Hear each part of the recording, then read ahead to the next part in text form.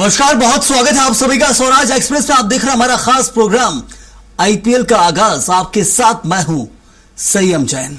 IPL के 19वें season का आगाज आज से होने वाला है, यानी आज से रोमांच की शुरुआत होगी। पहला match defending champion royal Challengers Bangalore और सनराइजर्स हैदराबाद के बीच खेला जाएगा। मैच बेंगलुरु के home ground M Chinnaswamy stadium में शाम 7:30 बजे शुरू होगा, जबकि टॉस 7 बजे से होगा। बेंगलोर ने पिछले सीजन पंजाब किंग्स को हराकर अपना पहला खिताब जीता था, तो वहीं हैदराबाद प्लेऑफ के लिए क्वालिफाई नहीं कर सकी थी। टीम 6ठे नंबर पर रही थी, लेकिन हैदराबाद के पास धुरंधर प्लेयर्स की बहुत बड़ी फौज थी जो काया पलट सकती थी। 2025 में 24 में जरूर हैदराबाद फाइनल खेली, लेकिन 25 में थोड़ा पीछे रह गई। लेकिन 2025 में बेंगलोर ने आईपीएल का खिताब उठाया था और अब ये मुकाबला शुरुआत भी हो रहा है दो बड़ी टीमों के साथ। बेंगलोर जिसने पहली बार आईपीएल का खिताब जीता, हैदराबाद खिताब जीतकर बैठी है और धुरंधर प्लेयर्स की फौज है। तो आरसीबी और एसआरएच के बीच अब तक 25 मुकाबले खेले गए हैं, जहां 13 मैच हैदराबाद ने और 11 मुकाबलों में बेंगलोर को जीत मिली है। हैदराबाद का रिकॉर्ड थोड़ा सा ऊंचा रहा है। तो वहीं चिन्नास्वामी स्टेडियम में दोनों टीमों का 8 बार आमना सामना हुआ है और अब तक 5 बार आरसीबी और 3 बार हैदराबाद को इसमें जीत मिली है। ये हम चिन्नास्वामी का रिकॉर्ड आपको बता रहे हैं और सीजन 28 मार्च से शुरू हो रहा है, यानी कि आज से इसकी शुरुआत होनी है। दो बड़ी टीमें हैदराबाद और बेंगलोर। यूं तो सारी बड़ी की बड़ी टीमें हैं, सब में बड़े प्लेयर्स हैं। नेशनल और इंटरनेशनल प्लेयर्स की भरमार आईपीएल में होती है और हमें रोमांच देखने मिलता है। कब कौन सी टीम क्या मैच को पलट देगी ये आप सोच सकते हैं सिर्फ, लेकिन जो होगा वो कोई नहीं जानता है। आज के मैच में भी इंतजार है, क्या जो विनर टीम थी वो अपनी शुरुआत जीत के आगाज के साथ ही करने वाली आज के इस मैच में। बहुत सारे ऐसे हैं, लेकिन सबसे पहले देखिए हैदराबाद में कौन कौन से बड़े प्लेयर्स जहां शुरुआत करेंगे। ईशान किशन कैप्टन है, अभिषेक शर्मा और उसके Travis Head, Abhishek Sharma, Ishan Kishan, Heinrich Klaasen wicket keeping करेंगे और नीतीश कुमार रेड्डी, लियम लिविंगस्टन, अनिकेत वर्मा, ये सब हिटर्स हैं। हर्षल पटेल ऑलराउंडर में प्रदर्शन करते नजर आते हैं। हर्ष दुबे, जीशान अंसारी, जयदेव उनादकट फास्ट बॉलर। तो हैदराबाद की प्लेइंग जो है वो आपको बता रहे हैं, प्लेइंग 12 यानी कि 12 प्लेयर्स, 11 प्लेयर्स और एक सब्स्टिट्यूट में जो रहता है। तो वहीं इन प्लेयर्स में आप देखेंगे 7 जो है ऊपर के बैट्समैन है और धुरंधर बैट्समैन है वो रखे हैं हैदराबाद ने, पूरे टॉप प्लेयर्स। इसमें आपको खास तौर पर ट्रेविस हेड का जो प्रदर्शन है, सबसे ज्यादा उम्मीद हैदराबाद को रहती है ट्रेविस हेड से। Australian player Travis head Hyderabad में प्रदर्शन करते नजर आएंगे। इसके अलावा जो महत्वपूर्ण रोल अदा करते हैं उसमें एक बड़ा नाम आता है, विकेट कीपिंग करते हैं। साथ में हैदराबाद के अंदर साउथ अफ्रीकन आने वाले प्लेयर्स हेनरिक क्लासेन बड़ा खास रोल निभाते हैं। तो बहुत सारे हिटर्स हैं हैदराबाद के पास, हिटर्स की कमी नहीं है। और 2024 से जो टीम बनी हुई है मुख्य तौर पर उसमें अभी तक बदलाव नहीं हुआ है। 24 में रनर अप रही थी, 25 में प्रदर्शन खास नहीं रहा, लेकिन 2026 है ये, अब इसमें बहुत कुछ खास देखने मिलने वाला है। चलिए हमारे साथ खास मेहमान इस वक्त जुड़े हुए हैं, आपका परिचय करवा देते हैं। डॉक्टर सुशील ठाकुर हमारे साथ जुड़े हुए हैं और साथ ही मौजूद हैं सुनील जोशी, खेल पत्रकार हैं, और डॉक्टर सुशील ठाकुर वाइस प्रेसिडेंट है बीडीसीए के। आप दोनों का बहुत स्वागत है। लेकिन फिलहाल सुनील जोशी हमारे साथ हैं। सुनील जी, बड़ा मुकाबला महत्वपूर्ण इसलिए क्योंकि एक तो रॉयल चैलेंजर्स बैंगलोर पहली बार आईपीएल का खिताब जीता, फुल कॉन्फिडेंस की कोई कमी नहीं है। बहुत मेहनत करी, बीते सालों में दशक तक मेहनत करी हमें कह सकते हैं, लेकिन अब मौका मिल रहा है एक जीती हुई टीम को शुरुआत करने का, उसमें खासतौर पर बैंगलोर है। कैसा पहला मुकाबला देखते हैं, शुरुआत कैसी रहने वाली है आज? देखिए, शुरुआत अच्छी होनी चाहिए, पर प्लस पॉइंट हैदराबाद के लिए रहने वाला है, क्योंकि हैदराबाद इसके पहले एक बार खिताब जीत चुकी है, 2 बार फाइनल हार चुकी है। हाँ। लेकिन उससे ज्यादा प्लस पॉइंट जो है बेंगलुरु के लिए रहेगा, तो पिछले बार के वो विनर है। मुकाबला कड़ा होने की उम्मीद दिखती है। जरूर सुनील जी, लेकिन हम देख रहे हैं बेंगलोर को बहुत बड़ा लंबा इंतजार करना पड़ा और अब 2026 में हम देखेंगे कि बेंगलोर कॉन्फिडेंस के साथ उतरी। बड़े बड़े प्लेयर्स रहे, बड़े बड़े प्लेयर्स ने कैप्टनसी संभाली रॉयल चैलेंजर्स बेंगलोर की, लेकिन जीत हासिल नहीं कर पाए। खुद विराट कोहली ने लंबा समय तक वहां वक्त गुजारा, उसके बाद कैप्टन भी रहे 10 सालों तक। उसके पहले अलग अलग कैप्टन बनाए गए, राहुल द्रविड़ से लेके कहां तक नहीं चली बेंगलोर, लेकिन 2025 में जो जीत मिली है उसके बाद 2026 का मुकाबला बेंगलोर के लिए बहुत महत्वपूर्ण हो जाता है, खासतौर पर वो दर्शक के लिए पूरे बेंगलोर के जो इंतजार कर रहे थे। बेंगलुरु के लिए सबसे बड़ी चुनौती रहेगी एक तरह से अपने जो ताज है, जो उनका विनर का जो ताज है आईपीएल विनर का, उसको बनाए रखना एक कठिन चुनौती होगी और उसके लिए बहुत सारे पैरामीटर, बहुत सारे अलग अलग उससे गुजरना पड़ेगा, दौर से गुजरना पड़ेगा। तो बेंगलुरु के लिए कठिन स्थिति है। सनराइजर्स हैदराबाद की बात करें तो 2016 के बाद वे कभी जीत नहीं पाए, 10 साल का अरसा हो गया है जरूर, लेकिन उनके पास खोने के लिए कुछ नहीं है। बेंगलुरु के लिए वाकई में चैलेंज है। बेंगलुरु के लिए तो डिफेंडिंग चैंपियन, अपना डिफेंडिंग टाइटल जो अब डिफेंड करना होगा, लेकिन हैदराबाद में हम देखते हैं प्लेयर्स धुरंधर बहुत सारे हैं, ऊपर से लेकर 7 नंबर तक हिटर्स हैं। ईशान किशन हो, अभिषेक शर्मा हो, जो इंडियन टीम में लीड करते हैं। इसके अलावा आप देखेंगे जो ऑस्ट्रेलियन प्लेयर्स, खासतौर पर यदि नाम लेंगे तो ट्रेविस हेड का नाम आता है, पैट कमिंस अभी आए नहीं है, लेकिन साउथ अफ्रीकन रूल से आने वाले प्लेयर जो हेनरिक क्लासन, धुरंधर्स की कोई कमी नहीं है। यदि अनिकेत की बात करेंगे तो अनिकेत बीच मिडिल ऑर्डर में 7 नंबर पे जहां हिट लगाते नजर आते हैं। तो बहुत सारे ऐसे प्लेयर्स हैं। ये लगता है नीतीश कुमार रेड्डी इंडियन टीम को जो लीड कर रहे हैं वो प्लेयर्स तो हैदराबाद में ही, लेकिन सब हिटर्स हैं। क्या इन हिटिंग टूर्नामेंट हमें देखने मिलेगा जो 2024 में देखने मिला था, जिससे हैदराबाद फाइनल में पहुंची थी?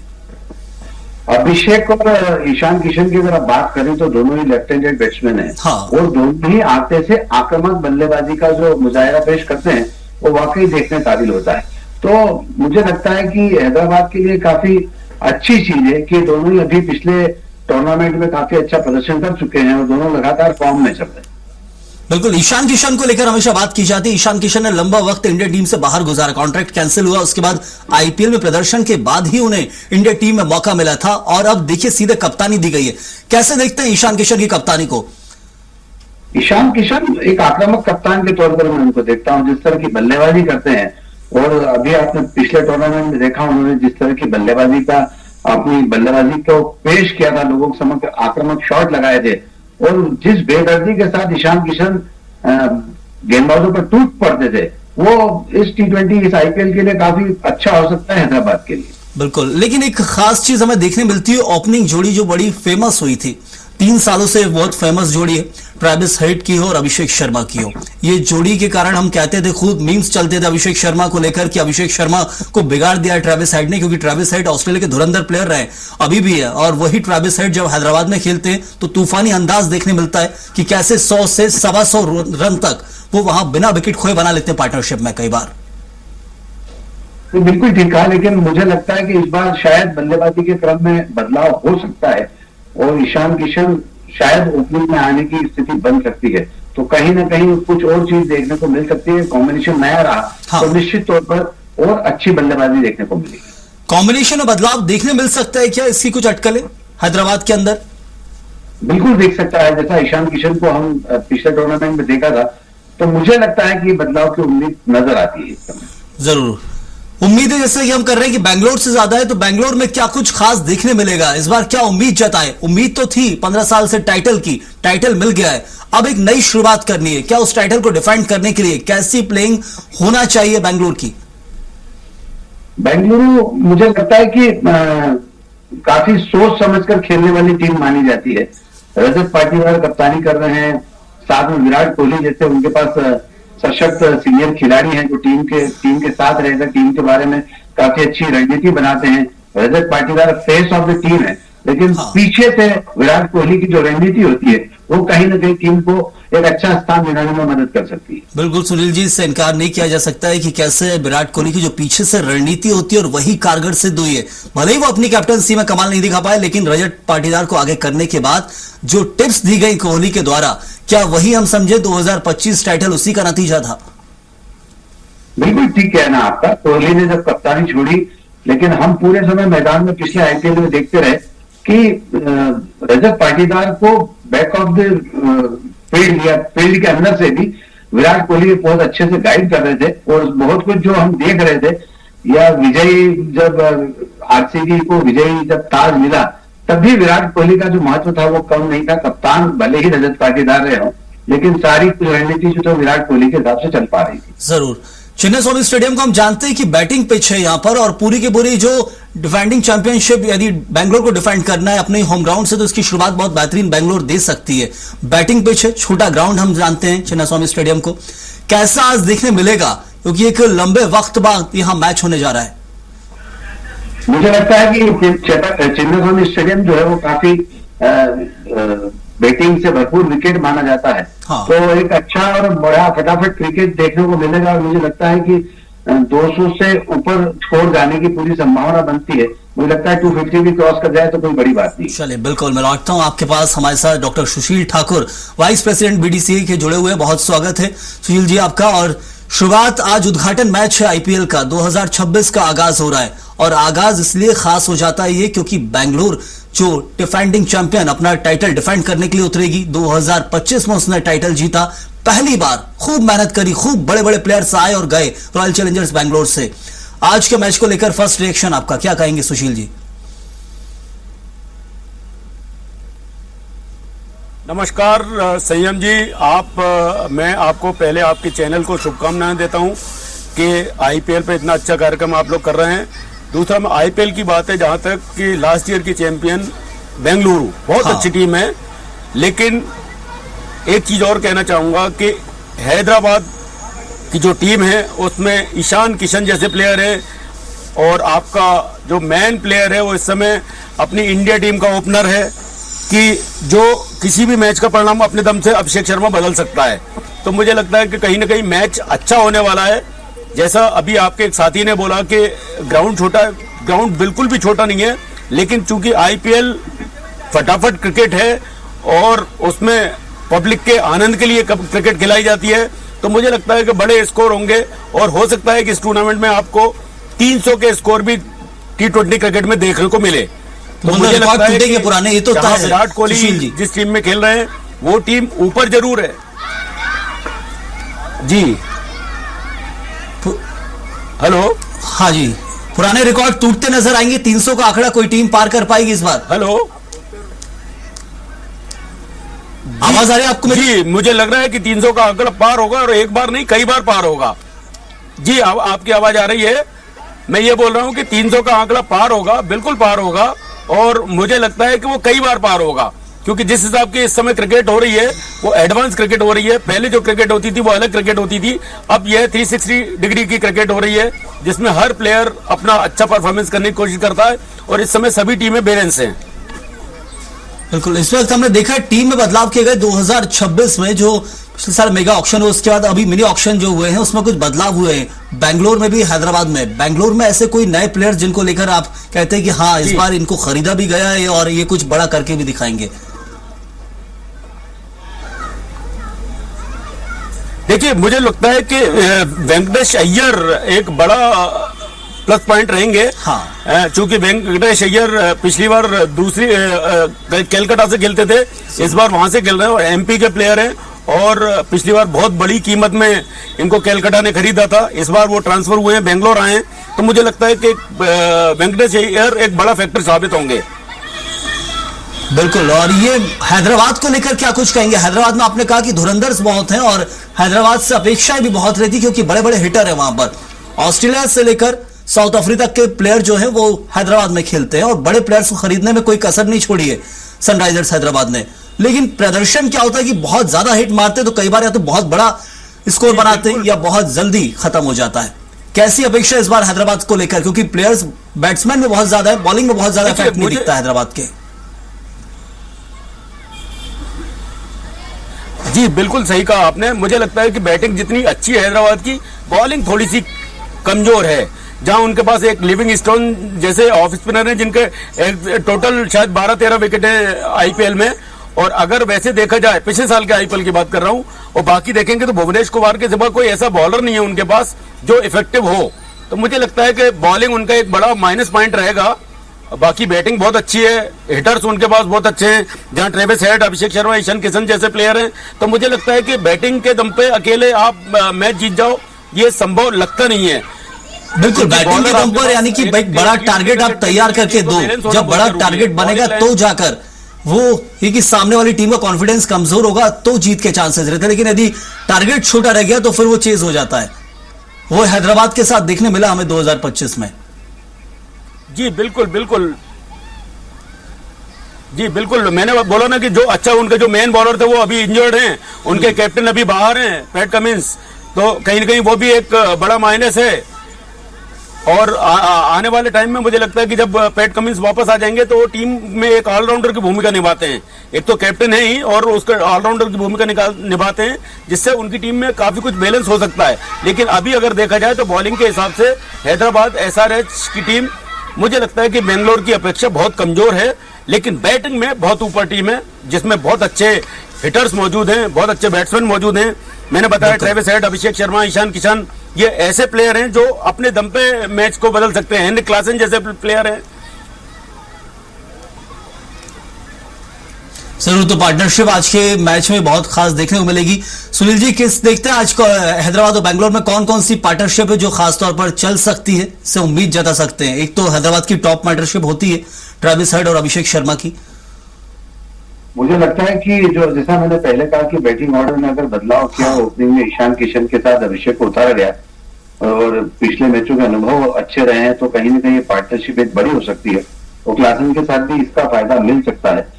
पर आरसीबी की बात करें तो आरसीबी में बल्लेबाजी की गहराई काफी है और अभी कप्तान तय करेंगे कि किस क्रम पे किस बल्लेबाज को कैसे उतारा जाए। और दूसरा, आपने जब बात कही है रन की बात कही है, बैटिंग ऑर्डर की बात कही, तो वहीं दूसरी चीज एक और बता दूं कि हैदराबाद बॉलिंग लाइनअप 6 नंबर तक तो काफी अच्छा है, लेकिन उसके बाद गेंदबाजी में भी उनकी काफी कमजोरी है, जैसा अभी हमारे साथी ने कहा। हाँ। तो मुझे लगता है कि कहीं ना कहीं बैटिंग ऑर्डर में बदलाव कप्तान समय समय पर कर सकते हैं। लेकिन सुनील जी, आप कह रहे हैं कि अभिषेक शर्मा और ईशान किशन क्या रिस्क लेगी हैदराबाद यदि ट्रेविस हेड को खिलाती है तो ओपनिंग से नीचे लाने का? क्योंकि ओपनिंग में प्रदर्शन बहुत शानदार रहा है, बहुत शानदार इसलिए क्योंकि चाहे इंटरनेशनल लेवल पर हो, आईपीएल में हो, प्रदर्शन शानदार देखने को मिला है हमें ट्रेविस हेड का ओपनिंग में। देखिए, इसमें ट्रेविस हेड की आपने बात कही तो ईशान किशन का प्रदर्शन भी काफी अच्छा रहा है। और दूसरी चीज, चिन्नास्वामी स्टेडियम जो है वो पूरा बैटिंग विकेट है और मुझे लगता है कि हैदराबाद अभी तक अगर बात करें तो 14-11 से आगे चल रही है आरसीबी से। तो जिस तरह से हैदराबाद का स्कोरिंग विकेट भी है यहाँ पर, तो हैदराबाद एक रिस्क ले सकती है मुझे लगता है। चलिए सुशील जी, अभी क्या उम्मीद जताएं टॉस को लेकर कि टॉस से क्या हैदराबाद बेंगलोर क्या पसंद करेंगे, बैटिंग बॉलिंग, यदि किसके पक्ष में टॉस जाता है तो? मुझे लगता है जो भी टीम टॉस जीतेगी वो पहले फील्डिंग करेगी, चेज करना आसान रहेगा। और चूंकि इस समय जो एक ट्रेंड चला आ रहा है कि T20 में चेज करना बहुत आसान है, क्योंकि अगर पहले बैटिंग करेंगे तो आपको उनके माइंड में रहेगा कि हमको 300 रन बनाना है, लेकिन अगर चेज करते हैं तो उनके सामने टारगेट रहता है।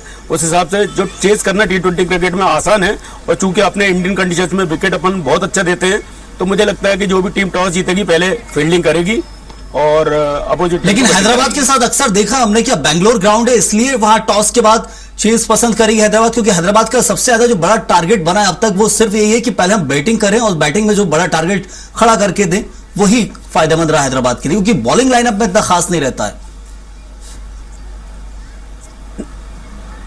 यस जी, मैं आपसे वही कहना चाह रहा हूं कि उनकी बॉलिंग इतनी कमजोर है, एक अकेले भुवनेश कुमार के दम पर आप पूरे मैच को नहीं जिता सकते। तो उनकी बॉलिंग में उतना दम नहीं है। और बेंगलुरु की बैटिंग मुझे लगता है कि पूरे आईपीएल में सबसे अच्छी बैटिंग फ्रेंचाइजी है, जिसके पास विराट कोहली है, फिल सॉल्ट है, वेंकटेश अय्यर है, रजत पाटीदार कप्तान खुद है, उसके बाद विकेट कीपर जितेश शर्मा है, कुणाल पांड्या ऑलराउंडर हैं। तो मुझे लगता है कि ये इतने सारे बैट्समैन हैं और ऐसे बैट्समैन कहीं ना कहीं अपने दम पे मैच का रुख बदलने वाले हैं। तो अगर ये 250-300 रन का भी टारगेट मिलेगा तो ये लोग चेस कर सकते हैं, जिस हिसाब से बैटिंग ऑर्डर है बेंगलुरु का। लेकिन बैटिंग में कोई ऐसी पार्टनरशिप बेंगलोर के अंदर जो हमें 1 या 2 पार्टनरशिप देखने मिल सकती है 50 से 60 रन की भी या इससे ऊपर की कोई?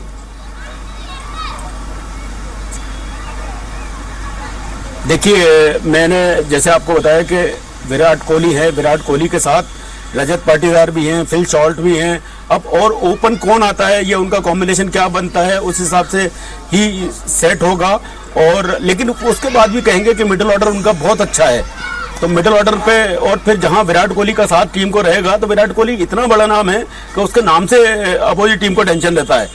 चलिए, बहुत ज्यादा छक्के नहीं मारते विराट कोहली, लेकिन विराट कोहली का स्ट्राइक रेट भी 200 के लगभग ही रहता है। चलिए, आज पहला मैच है बेंगलोर और हैदराबाद का, लेकिन इस बीच हम और टीमों को भी पीछे नहीं छोड़ सकते, क्योंकि पहला मैच है, उद्घाटन सत्र है, सभी का बराबर सहयोग रहता है। तो क्या कुछ समझे इस बार कौन सी ऐसी टीम दिख रही है कुछ जो बड़ा कारनामा करेगी, उलटफेर कर सकती है बैंगलोर से उम्मीद रही है कई सालों तक, बैंगलोर ने 2025 में करके दिखाया क्योंकि उम्मीदें रही हैं और उम्मीद साल दर साल बढ़ती गई है। क्या 2026 में कोई ऐसी टीम जो हमें उलटफेर करके दिखा सकती है पूरे आईपीएल की सारी टीमों में मिलाकर? मुझे लगता है कि इस बार मुंबई टीम कुछ उलटफेर करेगी, क्योंकि मुंबई टीम ने बहुत अच्छा कॉम्बिनेशन सेट किया है इस बार। बाकी T20 क्रिकेट है और T20 क्रिकेट के बाद अगर ये बोला जाए फ्रेंचाइजी क्रिकेट है, इसमें सभी टीमें बैलेंस हैं। हाँ, लेकिन इन सब टीमों में मुझे लगता है कि बेंगलोर के बाद अगर कोई टीम बैलेंस लगती है तो मुंबई इंडियंस लगती है। लेकिन ओवरऑल देखा जाए तो आईपीएल बहुत तगड़ा होगा। इसका विजेता कौन होगा ये तो नियति निश्चित कर सकती है।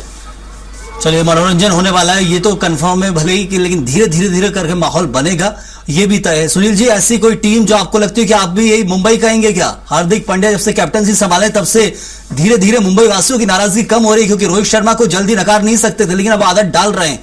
क्या लगता है इस बार कौन सी टीम ऐसी खास रहने वाली है पूरे आईपीएल सत्र में? आपने बहुत अच्छी बात कही, वो हार्दिक पांड्या और रोहित शर्मा वाली जो बात कही है। हाँ, एक्सेप्टेबिलिटी जो हार्दिक पांड्या की वो काफी लेट आई, और जब एक्सेप्टेबिलिटी आ गई है और टीम में कुछ अच्छे खिलाड़ी खेल भी रहे हैं, अगर सब कुछ ठीक रहा तो मुंबई, जैसा हमारे साथी ने कहा, एक सशक्त दावेदार है। लेकिन मैं सीएसके को भी इसके साथ कमजोर नहीं आता। मतलब माही की टीम में कुछ इस बार फिर उलटफेर दिखेगा? 2023 जैसे था वैसे ही 2026 हो सकता है, क्या लग रहा है? हो सकता है, संभावना है थी। चलिए, तो बिल्कुल मतलब हम ये कह सकते हैं कि इस बार कुछ नया देखने मिलेगा इस आईपीएल में।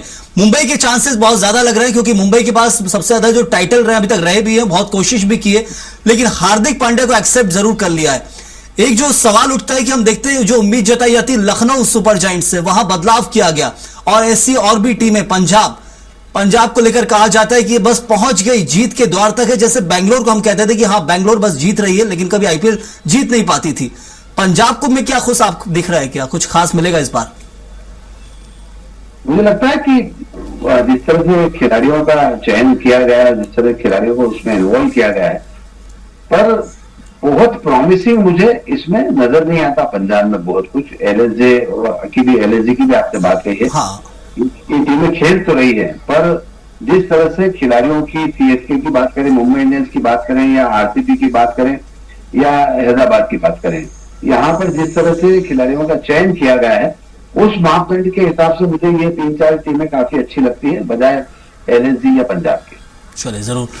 सुशील जी, एक आखिरी सवाल आपसे। मुंबई और चेन्नई की बात होती है, दो बहुत बार टाइटल जीत चुके हैं, बहुत मैच जीते इन्होंने, और पहला दिन आगाज हो रहा है इसलिए अंजाम की ज्यादा बात नहीं करेंगे कौन जीतने वाला है, लेकिन फिर भी किससे ऐसी उम्मीदें आपको लग रही है मुंबई के अलावा भी हम छोड़े तो, क्योंकि बहुत टाइटल जीते मुंबई ने, कोई ऐसी टीम, लखनऊ, पंजाब, में जानबूझ के इनका नाम ले रहा हूं क्योंकि हमेशा कोशिश रहती है इनकी कुछ नया करके दिखाएं, क्या हो सकता है?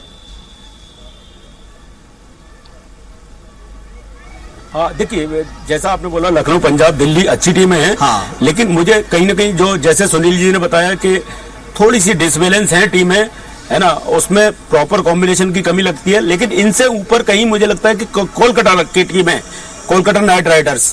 तो मेरा ऐसा व्यक्तिगत मानना है कि इनमें अगर कुछ कोई खिलाड़ी अनहोनी कर दे तो उसका कुछ नहीं बोल सकते। लेकिन ओवरऑल बोला जाए तो बेंगलोर के बाद मुंबई, चेन्नई, उसके बाद हैदराबाद के बाद मुझे लगता है कोलकाता एक ऐसी टीम है जो बैलेंस टीम है। लेकिन हैदराबाद से भी ज्यादा बैलेंस टीम है कोलकाता, जिसका बॉलिंग भी अच्छा है, बैटिंग भी अच्छा है, तो ऑलराउंडर्स प्रॉपर है उसमें। लेकिन ओवरऑल देखा जाए मेरा ऐसा व्यक्तिगत मानना है कि मुंबई इस समय, तो मुंबई की तरफ आप दोनों जा रहे हैं और मुंबई से बहुत उम्मीदें मुझे लगता है वहां के लोगों को भी होंगी, क्योंकि इस वक्त हम देख रहे हैं खेल एक्सपर्ट जब बोल रहे हैं मुंबई से ज्यादा उम्मीदें हैं। लेकिन अभी तो ये आगाज है, अंजाम पर पहुंचेंगे बहुत जल्दी होगा क्योंकि मनोरंजन 2 महीने का बाकी है। लेकिन चलिए, शुरुआत थी आज बेंगलोर और हैदराबाद के साथ, चर्चा करना जरूरी है और टीमों को हम पीछे छोड़ नहीं सकते क्योंकि आईपीएल सभी टीमों के साथ आगे बढ़ने वाला है। लेकिन वक्त इतना ही था, शुक्रिया अदा करूंगा आपका भी सुशील जी, और सुनील जी आपका भी बहुत बहुत धन्यवाद हमारे साथ इस चर्चा में जुड़ने के लिए। आज पहला दिन है आईपीएल का, इंतजार रहता है पिछले आईपीएल के सत्र के समापन के बाद से हर इंसान को कि अब आईपीएल कब आएगा। इंडियन प्रीमियर लीग ऐसा बस चुका है देश के अंदर कि हाँ, मनोरंजन का एक सबसे बड़ा संसार बन गया हमारा, कि देश के अंदर है मनोरंजन है, 2 महीने क्रिकेट आ रहा है, पैकअप बहुत मजा आएगा, वो उसकी शुरुआत हो रही है यहां से। आज मुकाबला पहला है बेंगलोर और हैदराबाद के बीच में, इंतजार है क्या कुछ खास देखने मिलेगा, आपकी उम्मीदों पर कौन सी टीम खरा उतरेगी, बस कुछ पल का और इंतजार है, फिर टॉस और फिर मैच हम सब मिलकर देखेंगे। लेकिन फिलहाल के लिए इतना ही, आप बने रहिए स्वराज एक्सप्रेस के साथ।